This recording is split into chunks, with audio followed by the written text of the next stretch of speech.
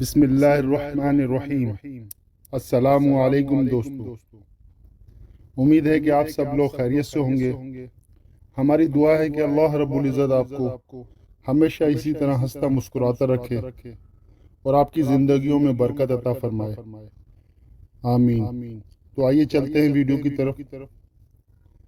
تلوار کا زخم جسم پر ہوتا ہے اور بری باتوں کا روح پر۔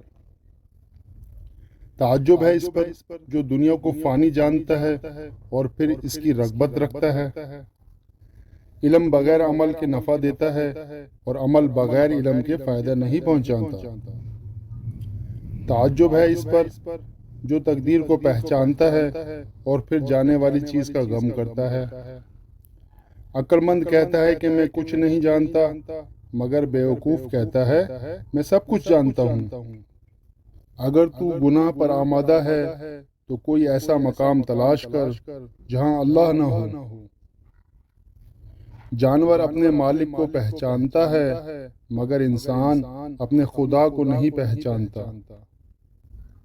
جو شخص تمہاری نگاہوں سے تمہاری ضرورت کو سمجھ نہیں سکتا، اسے کچھ کہہ سن کر خود کو شرمندہ نہ کریں۔ غم دنیا ایک تاریخ ہی ہے اور غم آخرت دل میں ایک نور ہے۔ جو لوگ خدا کا دیا ہوا مال غلط جگہ پر خرچ کرتے ہیں وہ خدا کی نعمت کی ناشکری کرتے ہیں۔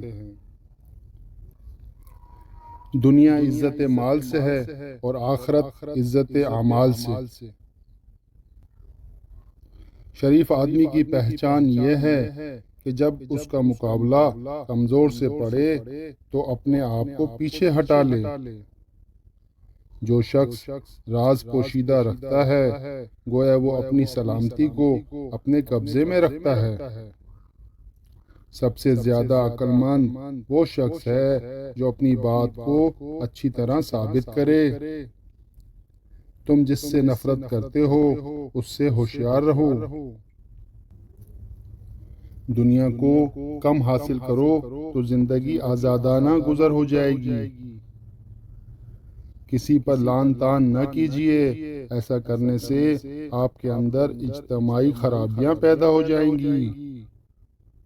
اللہ تعالیٰ اس پر رحم نہیں کرتا جو دوسروں پر رحم نہ کرے۔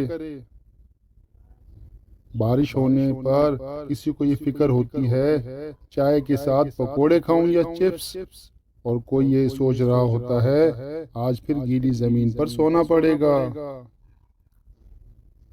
خدا سب سے زیادہ مایوس کن حالات میں امید بھیجتا ہے۔ مت بھولو سب سے زیادہ بھاری بارش تاریک ترین بادلوں سے ہوتی ہے۔ ہم سے پوچھو مجاز بارش کا، ہم جو کچے مکان والے ہیں۔ زندگی کے آدھے غم انسان دوسروں سے غلط توقعات کر کے خریدتا ہے۔ جب زندگی دیتی ہے تو احسان نہیں کرتی اور جب لیتی ہے تو لحاظ نہیں کرتی۔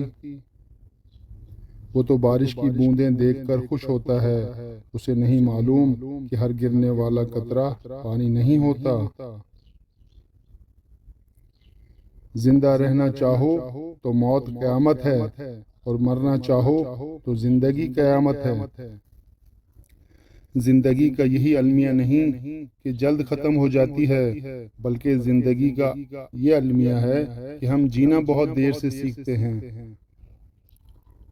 یہ عارضی زندگی در حقیقت آپ کے اخلاق کا امتحان ہے اور اسی امتحان کا سب سے بڑا میدان آپ کا اپنا گھر ہے۔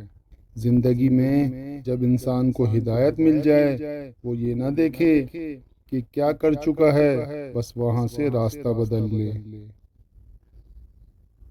میری زندگی کا مقصد تیرے دین کی سرفرازی، میں اسی لیے مسلمان، میں اسی لیے نمازی۔ سسکی سے شروع ہو کر ہچکی پر ختم ہونے والے مختصر سفر کو زندگی کہتے ہیں۔ ہم ایک محدود زندگی میں لامحدود منصوبوں پر عمل کرنا چاہتے ہیں اور یہیں سے مشکلات کا سامنا کرنا پڑتا ہے۔ زندگی میں ملتا تو بہت کچھ ہے، بس ہم حساب اسی کا رکھتے ہیں جو مل نہ سکا۔